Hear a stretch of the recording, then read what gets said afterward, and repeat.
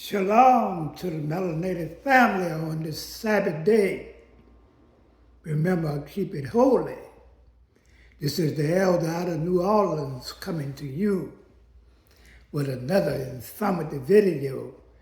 All praises to our creators and our ancestors. But family, shout out to this young brother who came out with this video. It's hard to pronounce his name. I think it's Nefera T. Desalini. A lot of y'all might have heard this young brother, that brings out outstanding information, great information. And in this video, he gonna reveal the history of white America and the reason Camilla Anthony people move out where they were staying at to rent a house to get away from these demons. And we're going to go back in history and show you how these people do. Take a look up on the screen. Anthony Crawford was a highly successful African-American landowner around the turn of the 19th century. He was murdered by a lynch mob in Abbeville, South Carolina on October 21st, 1916. It was a crime that went unpunished. Well, pretty much all these crimes went unpunished, but let's continue. Crawford's father became the owner of a modest acreage of cotton fields on the Little River, about 7 miles west of Abbeville, which he worked with his son. Anthony was an ambitious and literate child who routinely walked 7 miles to the school at Abbeville. Crawford inherited the land on his father's death, which he increased by substantial land purchases in 1883, 1888, 1899, and 1903. In the mid or late 1890s, Crawford was the co-founder of the Industrial Union of Abbeville County, which was devoted to the material, moral, And this was a black man that was inherits some money and land from his father. And as this video progresses, you'll see the evil and unrighteous thing they did to this brother and many, many more. Intellectual advancement of colored people. He was the father of 12 sons and 4 daughters. Now, time out. As you can see, very prosperous black man in the late 1800s, sitting on a lot of land, sitting on a lot of money, right? Inheriting the wealth of his father, black man in South Carolina doing their damn thing. Let's continue. By 1916, his land holdings had expanded to 427 acres, as much as 600 acres according to some sources. Many of Crawford's children had settled on plots adjoining that of their father, with a net worth of approximately $20,000 to $25,000 in 1916 dollars. Crawford was without a doubt one of the richest men in Abbeville County. On October 21st, 1916, Crawford was taking 2 loads of cotton and a load of seed into Abbeville and had a disagreement over the price of cottonseed with W.D. Barksdale, a white store owner. After Crawford left the store, one of Barksdale's employees followed him outside and hit him on the head with an axe handle.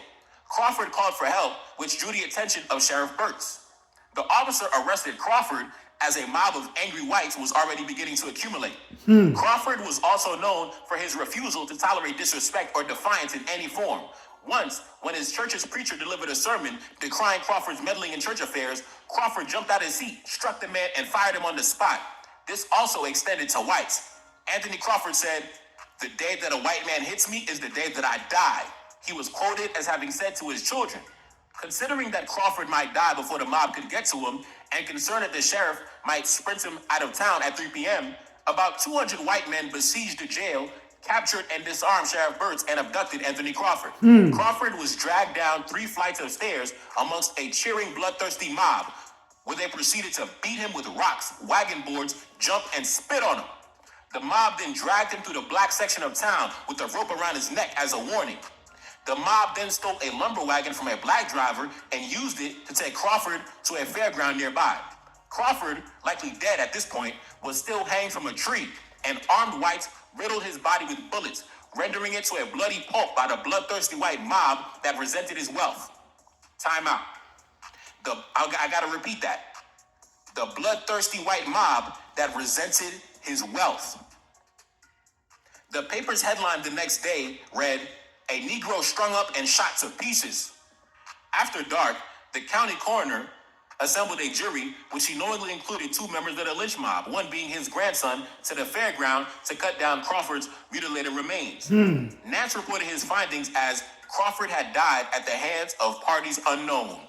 On October 23rd, 1916, the white citizens of Abbeville, South Carolina, including many members of the lynch mob, voted to expel the remainder of Crawford's family from South Carolina and to seize their considerable property holdings. They also voted to close down all the...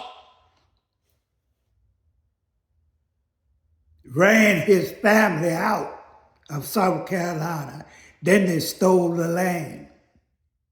Black-owned businesses in Abbeville.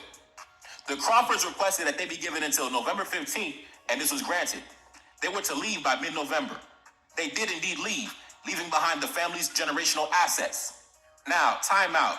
If you notice, the deaths of Anthony Crawford is actually very similar to the death of David Walker that we spoke about early on in the video, right? Right. We have David Walker, Anthony Crawford, 2 black men who were pillars of their communities, both men, respected family men, wealthy property owners, landowners, and both of them were killed, not because they broke any laws, but because essentially they were deemed as black men who were not respectful, right? It's one thing to be a black man of power and prosperity, but to be a black man who's powerful and prosperous and you're not taking no nonsense from no white man? Oh, man. Oh, my God. See, those black men lost their lives because essentially they didn't know their place, right? As a black man, in their minds, you have to stay in your place, right? You can't get too arrogant. You can't get too disrespectful. You can't raise your voice too loud back in those days. So they killed those men to send a message to the other black men, right? So if they killed, Anthony Crawford, the big rich black man with 400 acres, if you just a regular black man with nothing in your pocket, you got 2 cents in your pocket, they did that to send a message to you, right? To stay in your place, right? If we killed Anthony Crawford, then who are you? Right? That's why they made an example of those men like David Walker and Anthony Crawford. And of course, after those men died, due to the fact that they were the patriarchs of their family, all of their assets were seized and their families, well, David Walker's entire family was killed, but Anthony Crawford's family was driven out of town. And all of their land ownings, all their 400 acres, all their business interests, they were all seized by the white citizens of Abbeville, South Carolina. Now, when it came to David Walker and Anthony Crawford, to me, those were targeted economic assassinations, right? Because those men didn't really commit a crime. David Walker did not commit a crime because being disrespectful is not a crime. Anthony Crawford didn't commit a crime, right? All he did was have an argument with the local store owner, and because of that, he was killed by a bloodthirsty mob of savages. It was actually very similar to the story about the People's Grocery Store down in Memphis, right? I think back in the early 1900s, there was a grocery store, a black-owned grocery store called the People's Grocery, and it was owned by black men, 3 black men, Thomas Moss, Calvin McDowell, and Henry Stewart. And because their business was so successful, because their grocery store was taking money away from the competitors, the white-owned grocery stores, the owners of the store, those black men, they were arrested and they were lynched. And after they died, the store was basically handed over to the white competitors. So in these situations, it wasn't really a situation of mob justice, but it was really just white men being jealous of black men having money and prosperity. So they killed us for it. And of course, nobody... Same thing they did in Rosewood. Same thing these devils did in Oklahoma about Black Wall Street, Greenwood. That's right. Was arrested for the crimes.